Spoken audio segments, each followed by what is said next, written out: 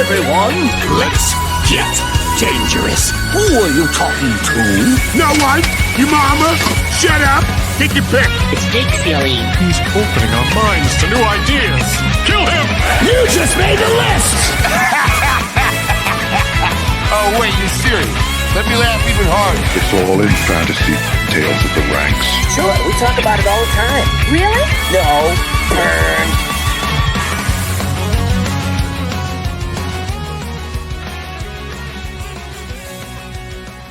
Game on, you championship ducks, hopefully. The fantasy football season likely over for most everybody. I know there are still people who play Week 18 or find some ways to play Week 18. I don't mind a one-off. I don't mind DFS. I don't mind any of that kind of things. But hopefully it's not your normal, regular redraft league is not playing Week 18 because we're talking about it today. We have a lot of teams that probably aren't playing, just like your fantasy team shouldn't be playing. But hopefully you brought home the championships.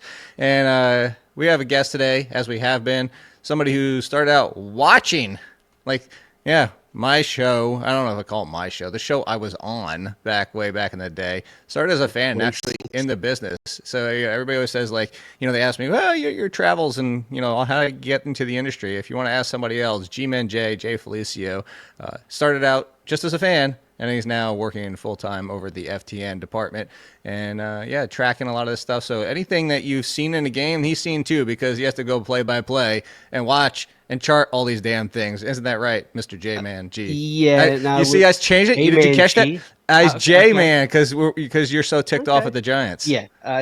G-Man no longer stands for Giants. I said yesterday or Sunday that it's Golden Girls, man. But as you pointed out, it doesn't quite roll off the tongue, so I got to figure out exactly. Golden Girls Men J. Yeah, it's better. Like I told you, it makes no sense, but it's still better than representing the Giants after that debacle on Sunday. But yeah, it was. We just talked about it before the show started. 2016, 2017. I think I was just a guy in the chat every day, and then just decided wanted to go for it. And there's a lot more steps in between the industry. I was gonna say because I was always in the chat with Tristan Cockcroft at ESPN. So maybe that's how it starts. You have to start always being in the chat. And just don't be a jerk. That's a big part of it too. Don't be the guy in there, talking. Somehow I got here until you get to Jake that, and then you can be. But then you can be an a-hole. That's what it is. Yeah, so pretty much. Just like the Giants winning and ruining the fans. Cannot move up. 9:39 in the morning. You really want to get my blood boiling? Oh, of course, because get you fired up for the show. They can't move up their draft pick unless the other teams lose, and this is the thing. So as of right now, the Bills. So we have potentially 4 teams on both sides. We have Chiefs, Bills. Chiefs are already said they are. The Bills, for all intents and purposes, said they are because they said Josh Allen's going to be out there to get his continuous game streak going. I get it. I think all the people coming for Cam Ward should also be well, what about Josh Allen? But I get it. It's a little bit of different. Anyway, it's similar in a way. But point being, Bills might rest. You also have the Texans locked into the 4. They might rest. Chargers, of course, what a shock that Harbaugh is not going to tell you what he's planning to do.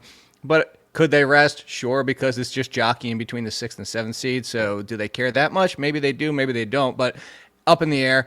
On the NFC side, as we know, the Eagles already talking about it, but are they going to push for Saquon Barkley to get his 100 yards, 100-plus yards barely, to break the record? And then, of course, you also have the Rams are locked in. You have who else? There's so Atlanta, Tampa Bay, Green Bay's locked in the seed, and Commanders. Commanders have already said that Commanders could still lose their seed. They could drop. They're similar to the Chargers. Dan Quinn has already said they're going to play again. Don't know what that means. I mean, Here's the whole list. So, Chiefs said they're resting. Allen's supposed to start. Texans, DeMeco Ryans said, everybody's going to be out there, and then we'll see. Right. Okay. Chargers won't say. Eagles to be determined. Packers to be determined. What was that? Maybe for the coin toss and the first drive, and that's about it. They're out there as their captain spots. And then as I mentioned, the Commanders said they're all playing. We're going to be watching that all week. I do have waivers and ranks coming out together midnight Tuesday. You might already be out by the time you're listening to this if you're listening on Wednesday, because don't separate the two. And that's what this show is about, not separating the two. We're going to kind of weave the two together. And I don't know, Do you want to talk more about? Do you want to get the Giants out of the way? Do you just want to be pissed off about that? The yeah, let's do it. Then just get the blood flowing for the rest of the show. The main thing is I don't understand how I don't expect them to go out there and just like not play and like blatantly throw it. But how can any Giants fan be happy about that win?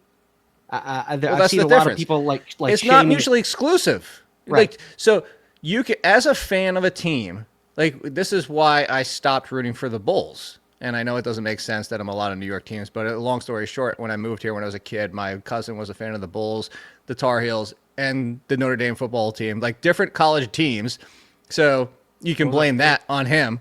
But hey, look, I've been loyal since I've been 8 years old, so to give you that. But the thing is like why I stopped rooting for the Bulls. I don't really watch the NBA much at all anymore. But as tired of this, let's be happy with the 8th seed. It's just blow it up. Or don't like stop with this back and forth. Stop with the like you don't know what to do. Don't be happy with mediocrity. So I got tired of it. I got tired of the Giants, as you know. As soon as I said they drafted Daniel Jones, I'm like I'm not doing this. I gave him 1 year, and then I said I'm not doing this anymore. So I understand fans being ticked off. Like you deserve to be ticked off. The win does nothing for you. The win is actually a bad thing. At the same time, you can't fault the players because the players are playing for jobs. This is why D'Angelo Williams, when he was on the podcast years ago, said it's never going to happen. You cannot tank in football because even the coaches have their jobs. So even if you tell the coach your job's safe, the front office does, and says you're safe. We want to tank. We want a better future. Even if you're not going to get the players. And the thing is you might get a handful. You might get some players like, hey, I'm safe. I'm under contract. I'm a veteran. I know I'm with this team. I know it is better for this. But the problem that happened with the Giants, Jay, is that they're on their second unit for like half their team. So these guys are legitimately fighting to be employed in the NFL, and you're just not going to get them to tank because their careers are on the line. So anyway, I want to say that like you deserve to be mad, but also at the same time, you understand the players are going to play. Absolutely. I would never expect them to go out there and just not want to win. It's, do the little things like third and fourth quarter. Malik Neighbors and Tracy were both banged up coming into this game. Maybe don't play him as much. Don't that would have been take one shots thing. downfield to sit them. Yeah, that's the thing. And I understand. At first, I was like, okay, maybe you don't even sit both of these guys as they're banged up, but they both wanted to get over 1,000 yards. Malik Neighbors is still in the running for the wide receiver. Did he already pass Puka Nakua's wide receiver record for receptions? But I know he's up there with it, fighting with Brock Bowers for the So they receptions. But did they get past? Did he get past Nakua? I know Bowers did. Malik Neighbors was 104. What was Nakua? I thought Nakua was like 107 or something like that. He was 105. Close. He's one behind. Okay, and so. Still, in the running for the rookie record overall, regardless of position. So I understand these guys wanting to play, but just, some more conservative play calling, maybe not be drawing up these crazy plays to these draws where that a guy like Malik Neighbors can take it to the house. So it's just incredibly frustrating. And you still have one more game. You could have benched him in the third quarter. I agree. Right. Yeah. It makes no sense. And I've told you this. I was texting you on Sunday. I'm done. I've met my limit. It took me a couple more years after you, but I'm completely done. Especially if we wind up with no quarterback, and we're going to. Well, you got to find a different team than me because I already ruined the Texans by going to them and getting a hat and everything like that. I ruined that team. There's nobody like there's. I thought I can't do as much as I love Jaden Daniels. Speaking of which, Jaden Daniels, I'm sure glad we won those games with Tommy Cutlass last year to keep us from getting Jaden Daniels. It's not like he's changed the fortunes of a franchise or anything like that. But yeah, I'll have to figure out exactly. Maybe is there anybody else that starts with a G that's terrible or mediocre, and maybe I'll just work that in there. Jaguars. There you go. There's a G in there. Yeah. I'm not going there. Let's actually talk some more rookies because this has to do with a strategy more so than Week 18 combined. But I tweeted this out yesterday. The rookie wide receiver finishes. So over the fantasy playoffs, weeks 15, 16, and 17. Obviously not Week 18. This is the fantasy playoffs as the norm.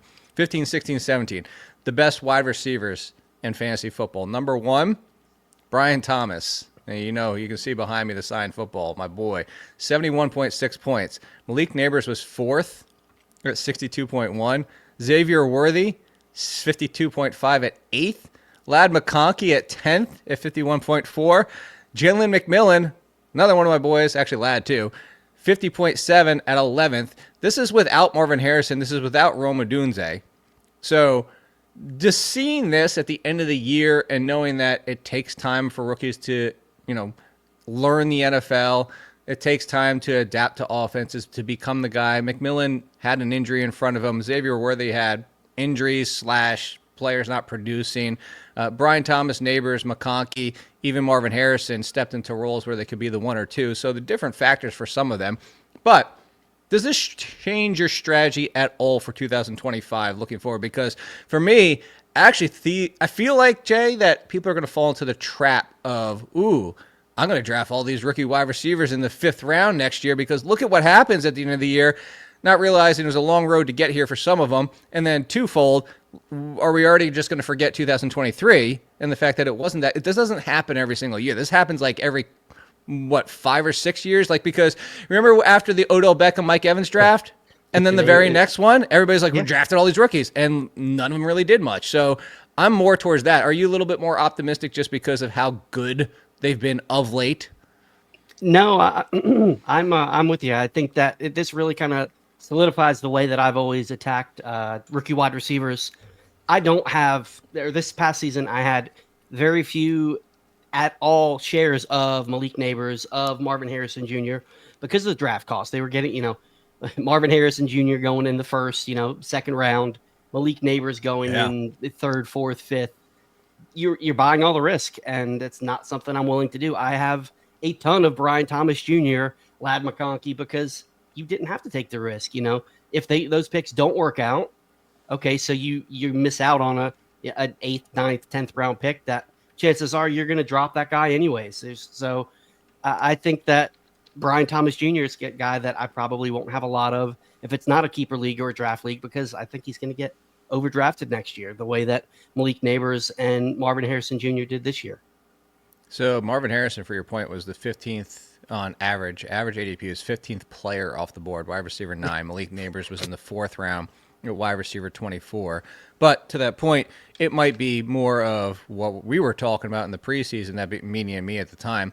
Brian Thomas was 109. That's where you found your value. You get Brian Thomas, and I feel like Ladd McConkey wasn't too far from there because even 108. Right?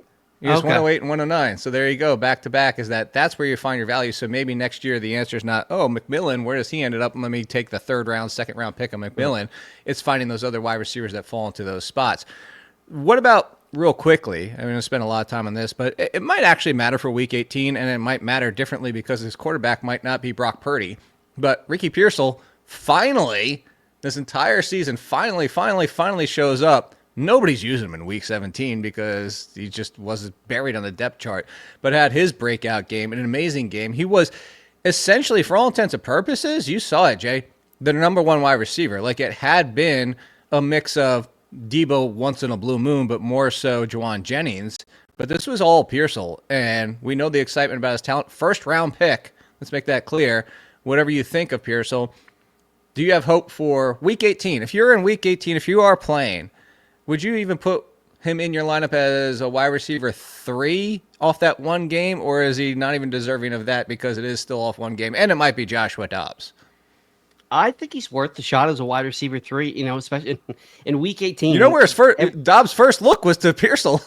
Right. I think, honestly, I think for week 18 purposes, I think he's a borderline wide receiver 2, to be honest. The way that this team isn't gonna go down without a fight, even though there's not playing for anything. And as we've seen time and time again, you can really plug average players in here, and this offensive system can produce. I'm perfectly fine if you're playing week 18 for any sort of actual purposes.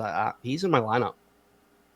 So would you go Pearsall, or I'm trying to think of somebody that might be like a wide. Would you go Pearsall or Devontae Smith if they start their players? Not knowing if Devontae Smith makes it the entire game. See, don't bring that name up because not starting him this week kind of cost me a championship because I didn't want to start him with Kenny Pickett. So that well, hurts. Then even so more so. I still think go Pearsall because even if the Eagles do play their players, I don't think it's going to be for the full game. I think it's going to be the starters out there, get Saquon the record if they even go that route, and then pull back because Pearsall it's a win-win if they lose, because then they screw the Giants even more than the Giants would screw themselves. Yeah, it wouldn't be a shock. Hey, I tweeted. I showed you the tweet for over a month ago. It was a month and a half ago where I said Drew Lock was going to come in, win 2 or 3 games, and knock them out of the Ward-Sanders conversation. And then they're going to play this Nussmeier, Alar, like somebody like in that range, Carson Beck even, and play this whole we just have Daniel Jones all over again. If the Giants, before we go back to the list, you're just going to keep bringing this up? if the Giants don't draft one of the top 2 quarterbacks, mark my words, Kirk Cousins will be the starter week 1 for the Giants in 2025. Or they're going to overpay for Sam Darnold. Yes, I could see that too. Oh, Darnold, let's not even go down that route.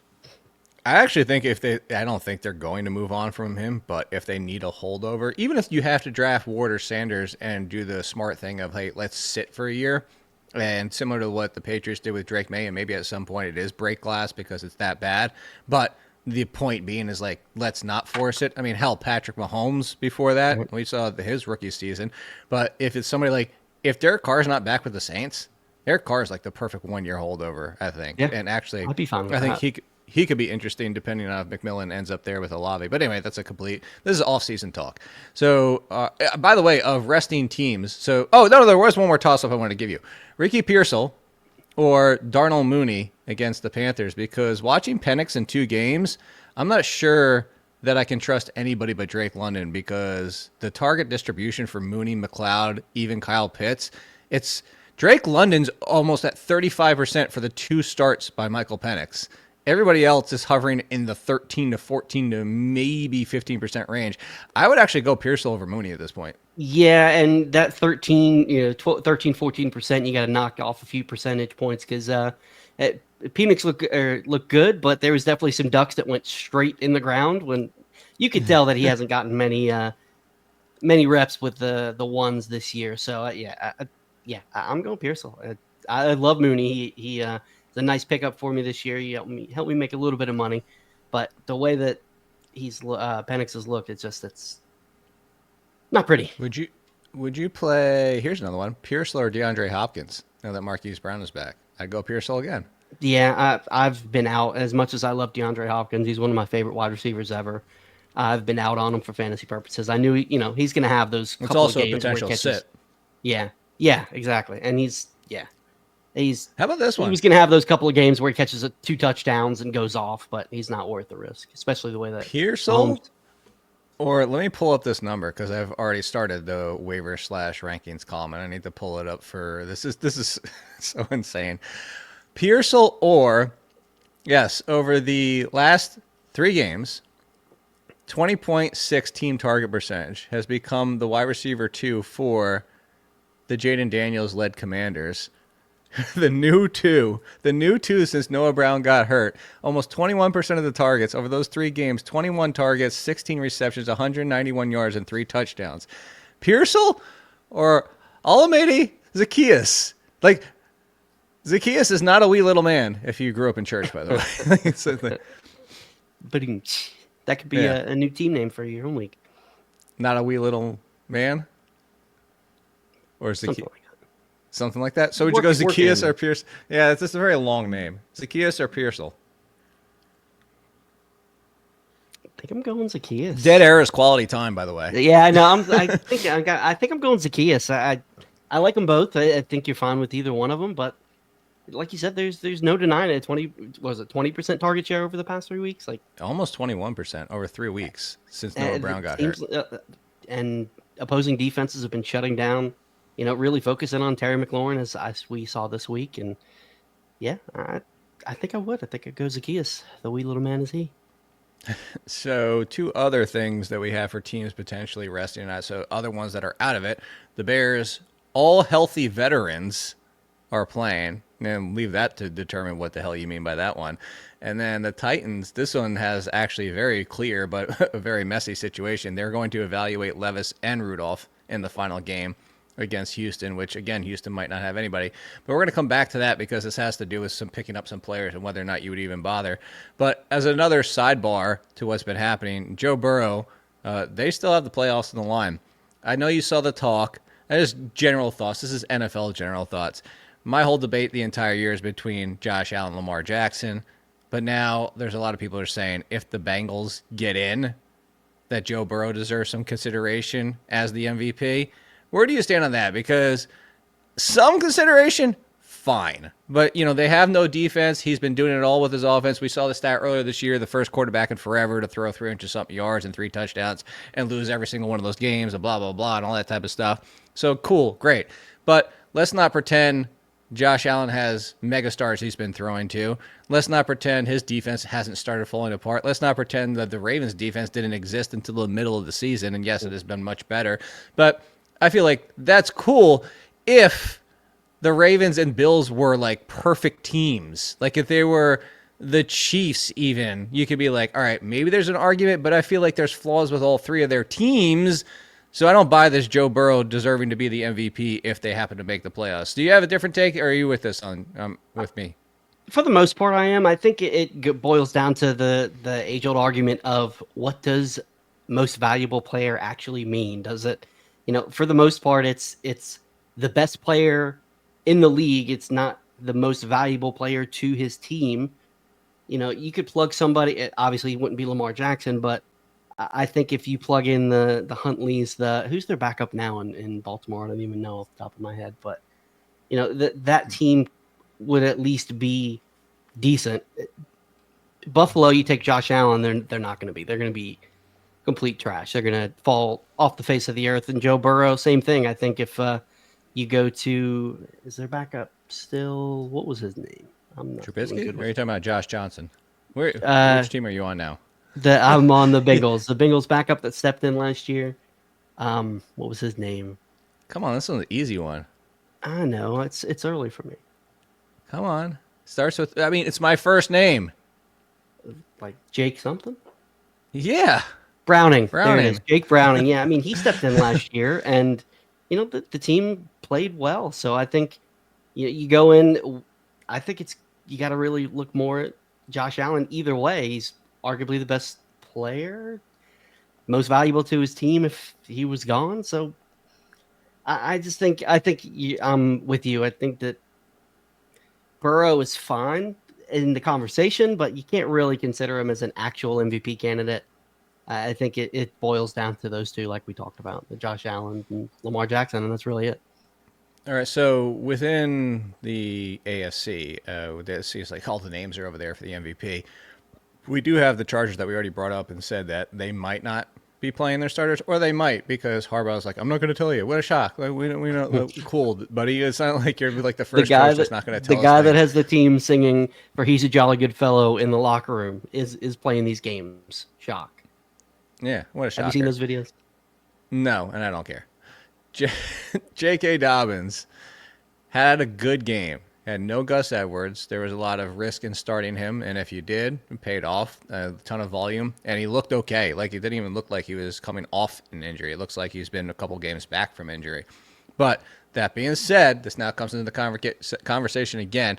Does he go right back to being top 20 for you in Week 18, or is this Harbaugh uncertainty make you say, ooh, I don't know. I think this is a fair toss-up. We brought up Tyrone Tracy's name. Tyrone Tracy going against the Eagles or J.K. Dobbins in what might not be a full game against the Raiders, because if you told me both, if this was Week 17, knowing what we know, I would take Dobbins over Tracy just like I took Dobbins over Tracy last week in my rankings. But this is different this week. So now which way would you go here? Because this is uncertainty versus certainty, but certainty of how much production might you get out of Tyrone Tracy. I still think I'm going to take Dobbins. I see Harbaugh, even if the team doesn't play, it's full allotment of snaps. Dobbins has been back. This is his first week or second week back? First week back. Harbaugh's going to want to get him kind of back in the swing of things. And I don't trust Tracy the way that Singletary's been working in more. The Eagles defense, even if they don't play their starters, the Eagles run defense is still stout. Yeah, I think I'm still going with Dobbins over Tyrone Tracy.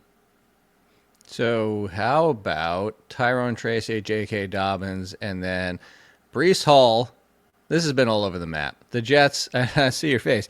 The Breece Hall situation has been so weird because like there was the injury situation, and then of course Braylon Allen looks good, gets mixed in. There's a game without him, and it's Braylon Allen, Isaiah Davis, and Isaiah Davis even looks as good, if not better, than Allen at the time. And then all this happens, and then week 16. Yes, this is where this because this is context here. Week 16 rolls around.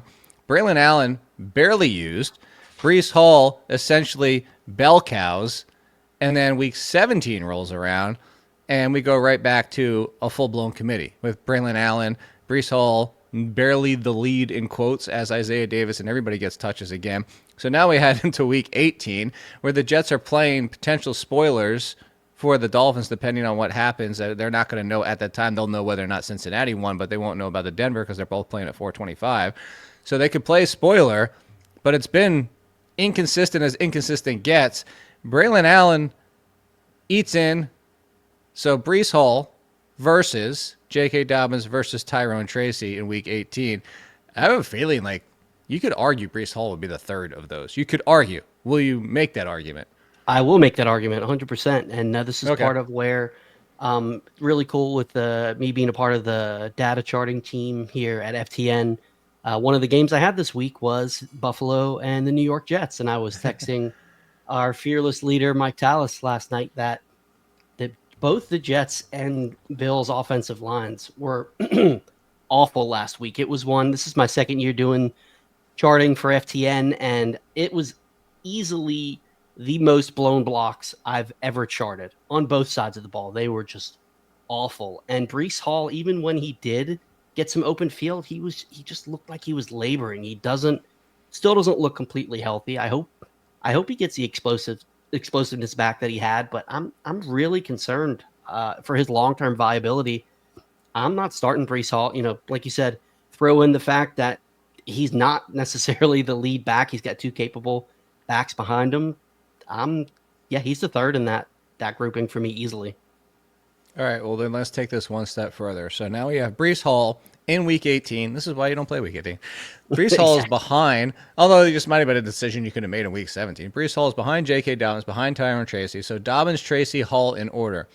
Here's one never thought we'd be throwing out, but there is an argument. I know where you're going. So 2 weeks in a row, we're like, wow, the backup, you put that in quotes, the second piece of the timeshare in this backfield has looked better than the lead option. Not surprising because the lead option is somebody that at the start of the season didn't have a lot of excitement for because he's average.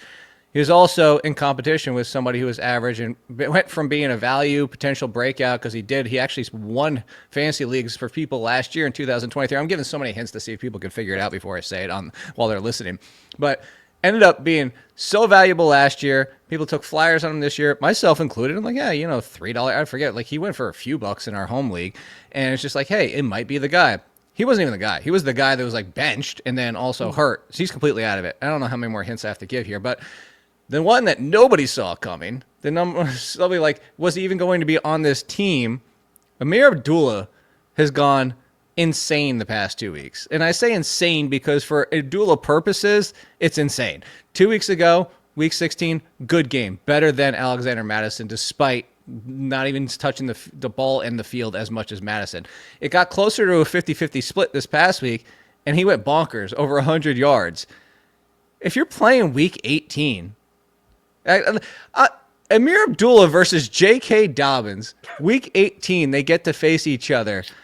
Is Abdullah the answer because at least he doesn't have the question of leaving the game?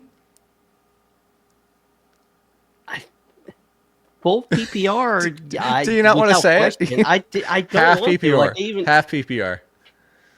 You got to go there. That's the fault. Yeah, I think, because, I'm going Abdullah because we saw it last year when I think Antonio Pierce has been waiting for that hot hand to emerge to be able to ride. And Ameer Abdullah seems to be that guy. And God, this feels really gross to say, but I'm putting Abdullah at the top of that list, like you said, and I think the tiebreaker we really don't have to worry about him leaving the game because it's Antonio Pierce as his head coach.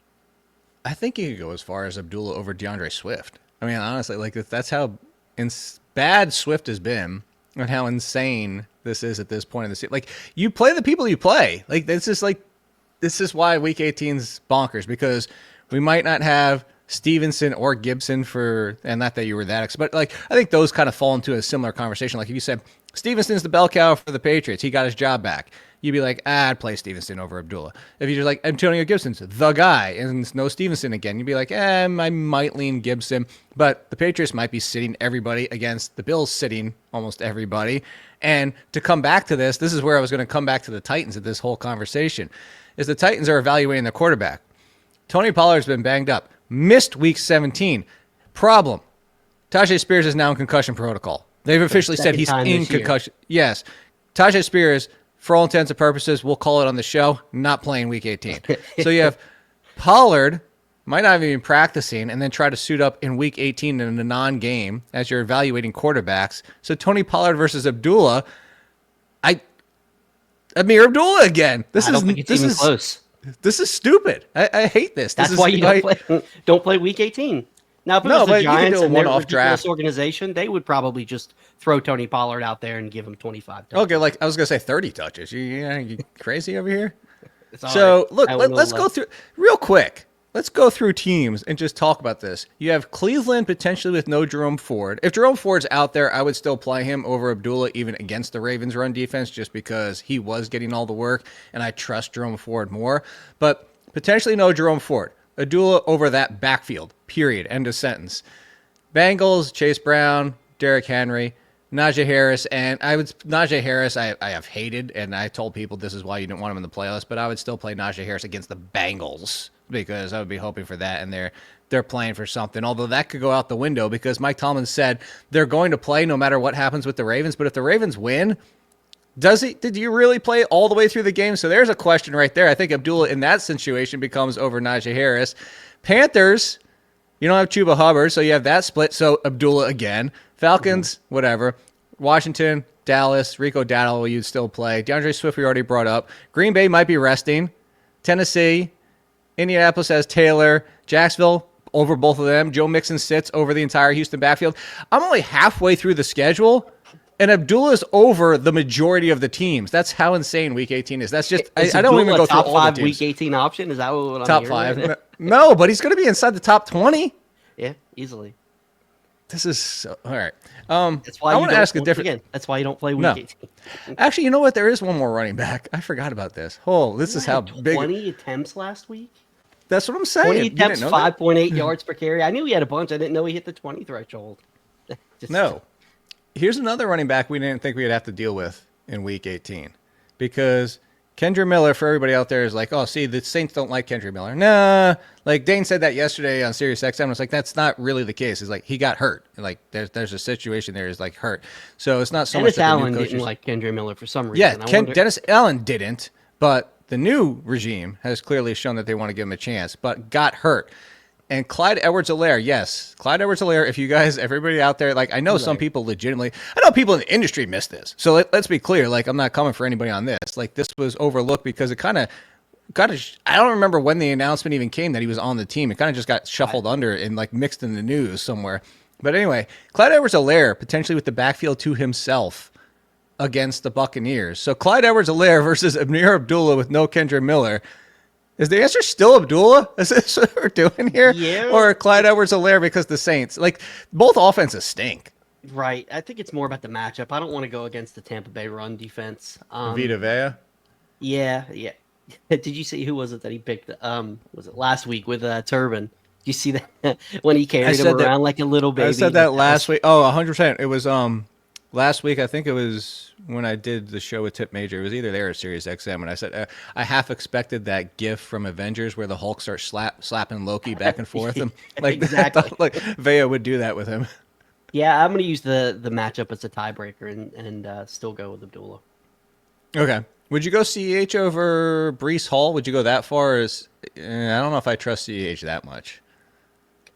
I don't trust CEH that much, but I just is the one thing that's nice about the Giants is even though they're the Giants and they're a dumpster fire, they're still not the Jets, and that I'll go CEH over Breece Hall based on what I saw charting the run game as bad as the offensive line. Yeah, you saw it. And then on top of it, there's always the risk of the Jets being like, well, Breece Hall has been banged up multiple times this year. So why do we have to feed him in our last meaningless game? I mean, they could play spoiler, but you could play spoiler with Braylon Allen and Isaiah Davis. You don't need Breece Hall to play spoiler. All right. Different kind of topic / for week 18. We said some major duds in week 17. I actually put this poll out. I'm curious which way you would go. So initially the poll had Jerome Ford in it, and I said, to be fair, he got hurt. So if I took him out, I'll now give something that Twitter or whatever the hell you want to call it doesn't give you. I'll give you a 5 answer poll instead of just a 4. So you get to choose who was the biggest disappointment for week 17. Was it Stafford and Kupp combo? So that's actually, you get 2 and 1 there. The Stafford Kupp combo, Terry McLaurin, the Colts defense, Devon Achane, or James Conner, also injury related. So I think he gets somewhat of a pass, but a lot of people said James Conner, and I'm like, is he really? If you had to pick one of those 5, who is the biggest disappointment for you? I have an easy one in my opinion, but I'm curious if you're going to go the same way as I am in week 17 disappointment. For me, it's easily McLaurin. I mean, all the others had I agree. Had some sort of wart or red flag associated with them. Stafford and Kupp hasn't looked good for the entirety of the fantasy playoffs. It's like he fell off the face of the earth. I wrote this season. I wrote 10 things you need to know each week for FTN, and one of them was do not start Cooper Kupp. That this is Puka Nakua's team, and the way that Kupp has looked, it's ugly. Now you can ignore where I said start James Conner no matter what, but you knew the risk going in there, that short week with his knee, that there was a chance that worst case scenario could happen with James Conner, and it did. He came in, he looked okay, but his knee acted up. He sat the rest of the game. The Colts D, this is why when I'm looking for these type of matchups in the fantasy playoffs, I prefer to go. I would rather take a good defense with just a mediocre matchup versus these bad defenses with quote unquote great matchups, because bad defenses are bad for a reason. The Colts D hasn't done much. I think it's since weeks they've allowed over 20 points to every game since week 6, I believe, something along those lines.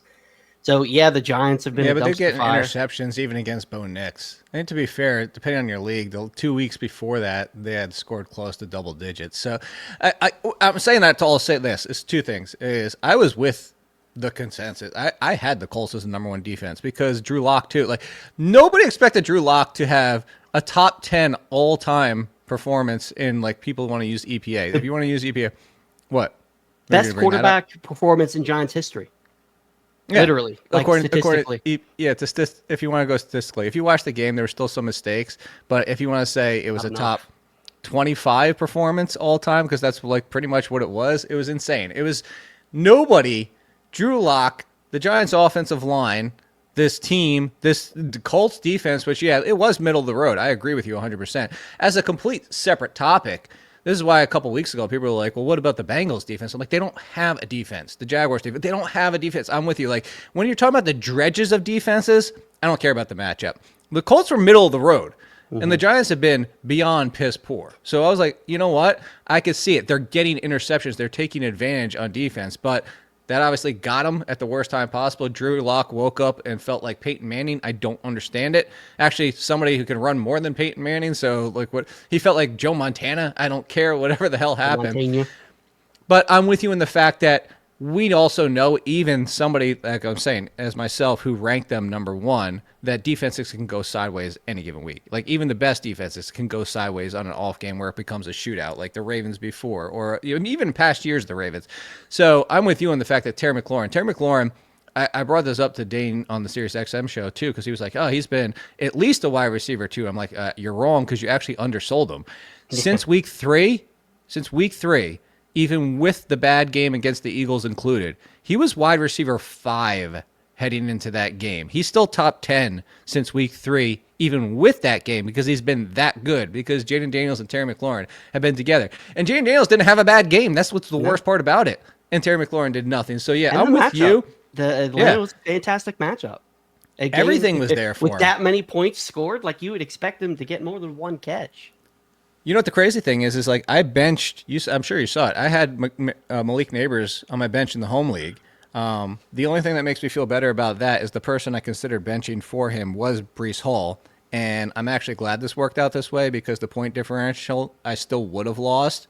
However, if I would have put Garendo in for Hall and Neighbors in for McLaurin, then I win. Those games. But no, that's what I'm saying. You can't. There's no way. Sorry, my nose is running a little bit. The gum surgery is making messes with my nose too. But anyway, you can't play those games with also those talent riches that I had too many options to pick from there, unfortunately. But all that saying is I still played McLaurin. There's I wouldn't even thought twice about Neighbors over McLaurin. So that's where you just gotta, take your lumps, take your losses, and sometimes it is right process and wrong results. You're not going to make that move 10 times out of 10. So this is where I want to go with it too. This ties into the poll. Right process, wrong results. Is the right process for week 18 even so if it's Tua, we're not having this conversation.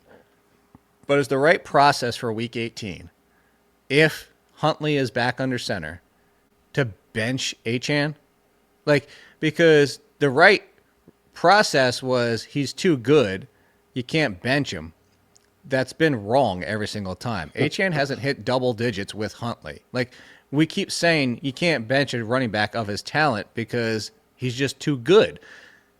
We've been wrong. I say the industry, we've been wrong. I had him as a top-end RB2. That was way too high. And now we have potential playoffs on the line if it's not Tua. But we also have a bunch of situations where we've already talked about. It's how far are you going with Achane? Let's play this game again. Is the right call, process or not, is the right call Abdullah over Achane with Huntley? Yeah, easily. It's ridiculous, but if you're playing week 18, it's already ridiculous. But, last week, 10 attempts, 2.5 yards per carry. Yeah, it's ugly.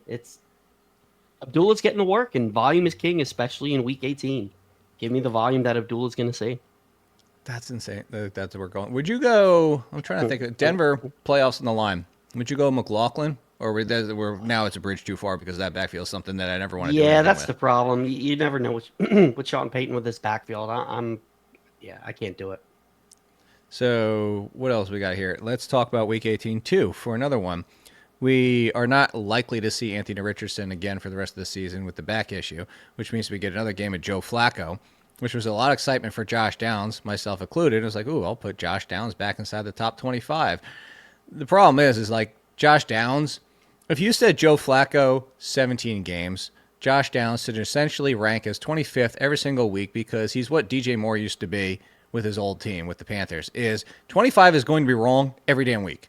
It's either going to be Josh Downs top 15 or Josh Downs 45. That's what DJ Moore was back with the Panthers. Let's remember this. This is why no matter I legitimately ranked DJ Moore around 18 to 22 every single week that year, and every single week was both sides. Why so high? Why so low? And the answer was always because this is where he averages out. I'm not going to play the game of trying to pick the good weeks and pick the bad weeks because it wasn't matchup dependent. It wasn't game scripted. It's just, that's how he is. That's how he is in this offense. Josh Downs kind of falls into that if we were talking a full 17 games, but we're not. We're talking one more game of Joe Flacco. We're talking Joe Flacco went downfield to Alec Pierce a ton, threw to Michael Pittman a ton, ignore Josh Downs. They get the Jaguars defense, which is a cake matchup. How would you rank the three Colts wide receivers for Week 18? Downs, Pittman, Pierce, Downs, Pierce, number one, because he's getting all those shots downfield. How would you rank them? I would get 3 pieces of paper, write their names. You can't mix them up in a hat. That's not. That's written now. I would I'd go Pierce. I think first overall, just because we've seen it more consistently throughout the year. No matter who the quarterback is, he's put up some decent numbers. I think I still would put Downs over Pittman just because we've seen it before. The connection between Flacco and Downs, and this team, even though he didn't target Downs and this offense struggled, so maybe he realized maybe I do actually need to get him a little bit more involved. So it's splitting hairs. It's 1A, 1B, 1C, but I think I'd throw Pittman at the back end of this grouping. That's so insane to think about. How about Adam Thielen over all of them? Yes. Oh, without a doubt. Yeah. Okay. How about Jalen McMillan? Over all of them, yes? Yeah. Oh, you shouldn't be. Don't hesitate on that one. That's my boy. I was trying to think. The Bucs are still.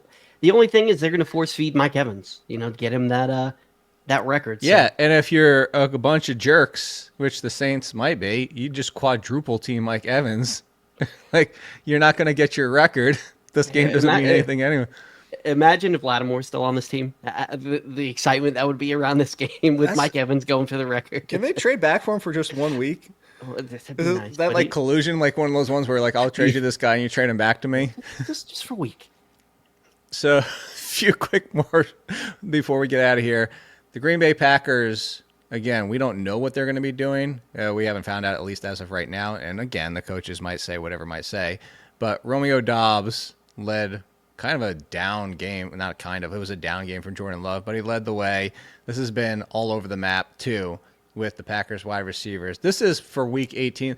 Let's assume the Packers are playing the entire game and then looking to 2025. Are you just out on the Packers? Just let them be somebody else's problem? Because I know at some point of the draft, everybody's like, well, somebody if Jaden Reed's sitting there around 7, I'm going to take Jaden Reed. But I don't want to. That's the thing. It's I don't want to deal with any of them because it's almost like you have to keep him in your lineup and take what's essentially been for Dobbs and Reed, and not so much, Watson's been hurt, but it's been more bad than good. It's just, that's why I don't really, that's why so some of them, I'm trying to think who, Devonta Smith, when healthy. I know I'm going to get 10 good games, 6 really bad ones, and maybe one where he just goes nuclear. With Dobbs and Reed, it's kind of hey, I'm going to get 9 bad games and 8 good ones. That's, so I just rather not, even at value. Are you with me on this? Even Week 18, or are you just do you have a little bit more hope this is going to start to have some clarity, if at least for next year too? I think more for this year. I don't want to start any of them. Next year, I think I'll still wind up with a fair share of Romeo Dobbs, just because out of the group, it seems like the public just wants nothing to do with him. I mean, he was on Fantasy Pros 138 ADP. Overall, I'll take a shot on that. I think more of not somebody, and like you said, to really get the full benefit of him, it's somebody that you do need to kind of throw in your lineup every week, but more as a break glass in case of emergency. He's fine. He's got a decent upside with Jordan Love as his quarterback, and generally a pretty safe floor. He's always around the top. If he's not the most targeted Packers wide receiver, he's very close second. So I think just based on what the draft capital is going to be, I'll still have a decent share of them. It's not somebody that I'm going out of my way to draft. I won't have any Jaden Reed, and even Wicks, even though he was going behind, for the most part, going behind Dobbs, he's the one that's really the ultimate boom bust that I just don't want to play that game. Okay. And then before we get out of here, if you need a quarterback for Week 18, because of all the people potentially sitting, Josh Allen, no Brock Purdy, no Patrick Mahomes. I mean, the list can go on depending on, what happens with other games. But would you go, I'll give you a toss-up of 3. This is fantasy only. Would you go Bryce Young, Mac Jones, or Joe Flacco? Those are your 3 choices for this is what Week 18 brings, everybody. Joe Flacco at home against the Jaguars, Mac Jones on the other side of the ball, who's actually been top 20 every single week since he's taken back over, surprisingly, or Bryce Young, by the way, for the fantasy playoffs, QB 11, weeks 15 through 17 at Atlanta. So the answer is Bryce Young. Since the bye, since I got Adam Thielen, yeah. I don't know, man. Mac Jones has looked really good with, especially having Brian Thomas. I mean, he finally learned. It took a couple of games, but he's just hyper targeted Brian Thomas and realized, hey, this guy can just do it all for me. Yeah. You know what? I think I'm going to go Mac Jones with the matchup. Jones? All right, Mac Jones versus Bryce Young, Week 18. That's what we're going to do. Bryce versus Mac. I like it. Okay. We figured something out where we can do a toss-up before the end. Bryce versus Mac, Week 18. Who would have thought? And Bryce. I feel my stomach after saying that, but a touchdown in every single game since he's come back too. With I think he's only got 2 games with under 200 yards recently, but he's getting the rushing touchdowns on top. That's the thing. He doesn't run that much, and now all of a sudden it's like he's woken up and then figured it. I will say not overly surprising because that's one of the things that I mentioned, like more comfortable with Caleb Williams is once you're comfortable in the pocket and can see when you need to run, you actually will run more. It's nice to see Bryce Young hit way too early. But would you buy into what's happening with Bryce Young and say, I'll take him as QB 17, 18, 19 as one of the ones that could break out next year? Or is that a little too, like, I know this is a whole off-season conversation. That's why we'll have it on the conversation. But just like off the top of your head, does that feel about right? Or does that still feel a little bit aggressive? It felt a little aggressive at first, but you sit there and look at it. That's about right. Like there's a whole lot of question marks. Like you said, it's way too early, but I think that's fair. And I think if it's Superflex leagues, if I get a stud QB1 along the lines of the Josh Allens, of Lamar Jacksons, and you want to play that game of this is why you know who QB 18, 19, and 20 were this year in ADP? Aaron Rodgers, Kirk Cousins, and Matthew Stafford. Yeah, I'd take Bryce Young easily over those guys. That's where I want the upside, not the old crusty veterans that have nowhere to go but down. Yeah, the Derek Carrs of the world. Sorry, Derek Carr, taking a shot at Derek Carr. I like Derek Carr, the person, but... So do I. I spoke positively at the beginning of the show too. I also know where he gets his eyeliner from, like whatever like that he does. Because I swear the guy wears eyeliner. Yeah, he's got the tattooed eyeliner on. Is that what it is? Yeah. Tattoo Giants on your arm, Jay, as you celebrate your famanship. And I would be going to get that laser removed if that was the case. Finding a new team for Jay at something right now. It still is G-Men J. We'll see if that continues to remain the same. I'm considering changing it, but most likely it'll stay the same. It's been there too. You can change it to like Duke Man J or something. Yeah, but they're not. Dookie J. There you go. Yeah. At Dookie J. It's fun though. I like it. Over at FTN, charting games for you, helping with all that data. Which, by the way, you can actually use the code from SiriusXM. It's FTN Show. Get you 15% off. The ranks and waivers will be coming out midnight over at The Athletic, as always. And here to help you in Week 18. And we'll be back next week. We'll talk playoff formats and do a do a little fun stuff with that. Yeah, exactly. That's going to be there forever. Is that ever going to die? That never. Hoosh Mazode, lock it up. Hoosh Mazilli, put it on the board. Are we talking practice? I know that's not NFL, but like all those things, they're never going to die. But the Giants' famanship for Jay has died. We'll see you later.